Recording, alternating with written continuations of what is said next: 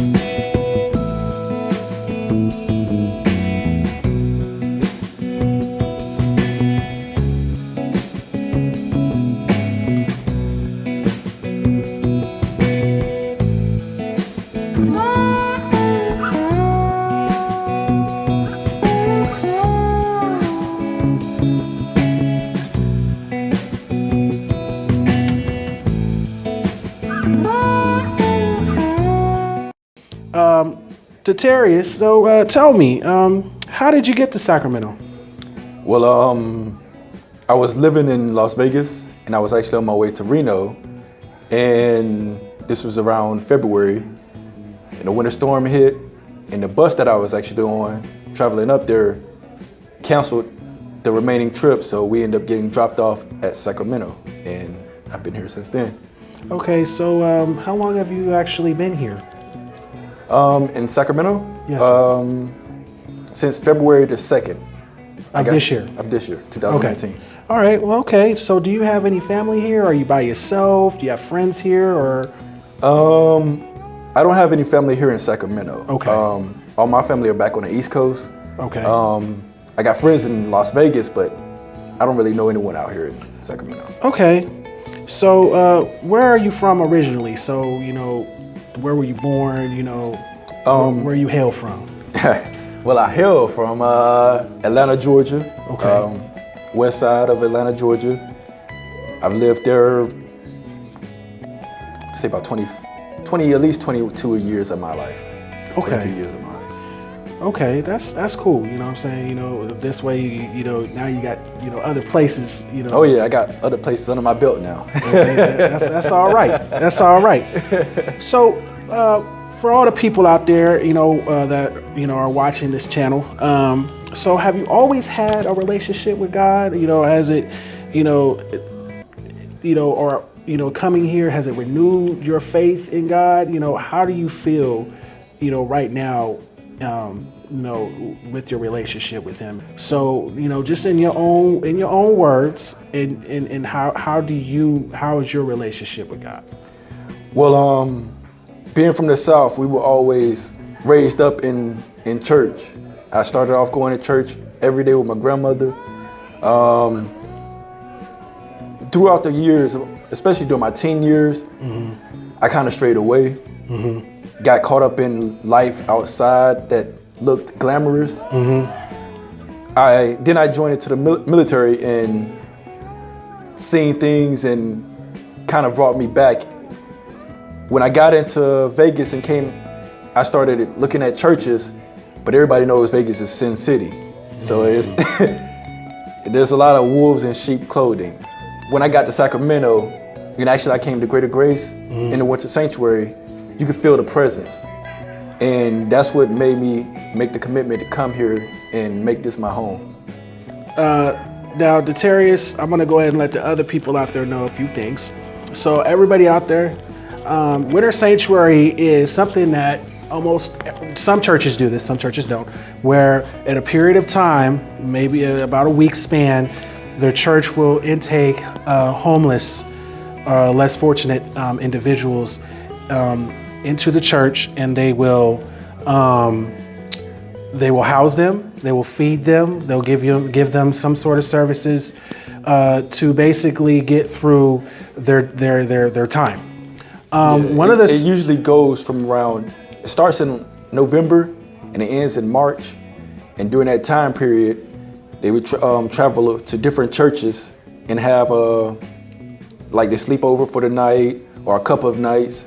And you get to take showers every now and then. If you get into a place that has showers, you get to eat, you get to just basically be out of the cold, which is very good. Now, one of the services, and this is where this interview it needs to be done, is the fact that one of the services that is not actually offered is veteran services. And this is where Detarius actually came into my view. Like I said, I'm a senior security officer here at Greater Grace, and I actually was doing patrol on the night that Detarius showed up. And it actually started out with a pair of boots. My wife we had brought some shoes from home, and they were a pair of work boots that I really never wore. They were practically brand new. And still have those. Oh, that's awesome. And my work had given me these boots, and what I did is I set them off to the side, and what was miraculous is that my wife had picked them up and she put them to somewhere else, and she's like, I was like, where'd the boots go? She's like, oh no, this guy got them. Turns out that he's a veteran just like you. And I was like, oh really? Where is he at? And she introduced me to you. Turns out that he told me a story. He told me he was a Marine Corps veteran, and I'm Navy veteran, but I also worked with the Marine Corps throughout the years, and so it was kind of really like, this is my brother, I need to help him. So I started asking him some certain questions, and turns out that he was homeless and had just came out here from Las Vegas. And I gave him some veteran help. And that was really important because he had said that he had went to other places and, he was not being able to be helped. Now, I want to let everybody know that out there in especially God's people, that this is a very, very critical subject. It's a very, very critical thing, because a lot of people think that the veterans, they can just go to the hospitals and they can get help. We are supposed to be above everybody telling people where they need to go. We need to basically, because they're damaged. When I came out of the military, I was damaged. I was a combat veteran, I was damaged. He's a combat veteran, he's damaged. Spent 7 years not saying a word to a single person. And the fact that, I was able to reach out to him, which is something that all God's people need to do, not just to the common man, but you never know who's hiding behind, the clothes that they wear, because a lot of people, they don't want to help nobody. Well, you never know who you're going to help, and you never know the blessing you're going to get out of that when you do help them, because I was going to answer this, ask this next question, but it kind of runs into it. When somebody, basically gives you advice, take it. You need to take it. You need to delve onto it, because that's a blessing that's going to help you. Because, right now, Knox, you staying at the Veterans Help Center, right? Yes. right down the street, you know. That was the first place on the list he told me to go to. And I referred him to this place, and now he's, you know, about to get his own place. You know, he's got a voucher, about to get his own apartment. He's just waiting for the work to get done on it. Brand new place, yo. And, you know, look at God work. You know, it's amazing what you can do to somebody, you know, because not everything is about money, and not everything is about, you know, just saying, you know, God's gonna, you know, work it out. God will work it out, but guess what? You are the vessel that God chose to work that particular situation out. And you need to be able to say that, you know, God, you know, I thank you for letting me help this individual, because guess what? When God comes back, you know, these things that you've done unto me. You know, you don't know if you were helping out one of God's angels. And, you know, that's extra points. Everybody love extra points. Everybody love those brownie points. And the best brownie points you can get is favor with God. And so, how is your living situation right now? Is it? I'm pretty sure it's better than what it was. Yeah, it's way better.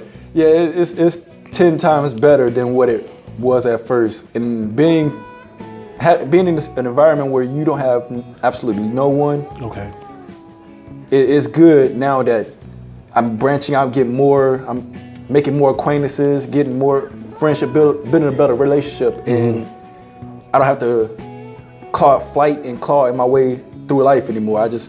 Everything I can ask for help. I feel comfortable asking for help. Okay. And I know that there's people around me that are willing to help. Now, what has helped you stay positive through all this? Like, in your opinion, you know, a lot of people say, you know, the help of my family, different things like that, you know, just the way I could wake up every morning and get my cup of coffee, you know, weird stuff, you know. But, you know, very rarely people say any other thing. So what, in your opinion, has kept you positive and has kept you saying, you know what, I'm just gonna go a little bit further? What has kept you? Well, this is not my first rodeo. I've been struggling for a long time. Okay. And a lot of the times during my previous challenges, I was hard-headed and didn't want to listen, and you couldn't tell me anything. And it got worse. Okay. So I've done it the bad way before. So now, this time, I want to do it the right way. So that's what keeps me humble and keep me grounded, because being arrogant is not going to get you anywhere. So I keep that in the back of my mind. Just stay humble and watch the blessings come towards you. And that it's definitely come, like, it's all just here on the table for me. And I love that. You go here now. The place that actually helped you is the place that you working. You doing your thing. Yes. That is a blessing. You know, to know that not only did he get help, but he's actually here serving the Lord. He's about to be on my security staff. I sought him out, and I told him that he was best fit for my squad, and you know, and it's better watch out. And you know, my squad is all about protecting people. But just one more thing before we let everybody go. What would you say to someone that is in your situation, you know, being on the streets, you know, trying to figure out what exactly that you were going to do, being a veteran on the street, you know, not really, you know, people turning a blind eye towards you, thinking that you can handle it by yourself. Look at all the stuff that you got entitled to. What would you say to that person right now that's struggling, that's going through stuff, that really does not know what to do right now with their life and how they should go forward? What would you say to that person? Well, for once, I would tell you, just hold on, because I know what it's like. There's a lot of temptation around you. You see, every day you turn around, you're gonna see something that people will lead you falsely, and be aware of that, people. Just keep your head grounded Don't try to do too much. Don't try to, be like everybody else. Stay focused. Joy will come in the morning, but you got to get through the rain first. It's not easy. Life is not supposed to be easy. You gotta, if it's something positive that is supposed to be dealt towards you, put your shoulders down and just run through it. So everybody out there, I want to let everybody know that we are all God's children. What we need to do is recognize the fact that the only way we're going to be able to survive is through God's favor and grace and His mercy. The fact that nothing is too hard for God. Okay? The fact that you can make it through any kind of situation if you trust God. And even if He doesn't bring you out of the situation right then and there, there's some places in the Bible where there have been men and women who have not been brought out of God's grace, but have been a testimony to say that, look at what God has done for me in other areas, and He's letting me know that my suffering is not in vain.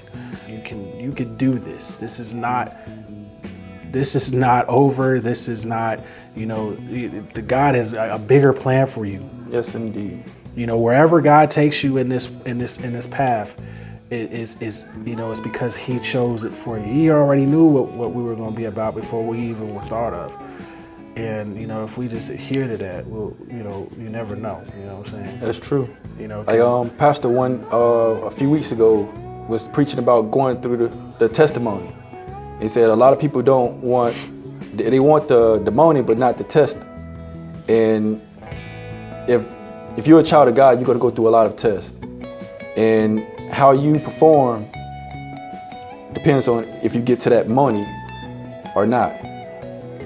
And it's not going to be like physical, just like sometimes it's not always going to be physical or things that you can see, because it's not always for you to see. It's for everybody else to see. So don't worry about the things if it's not happening fast enough. Just be patient.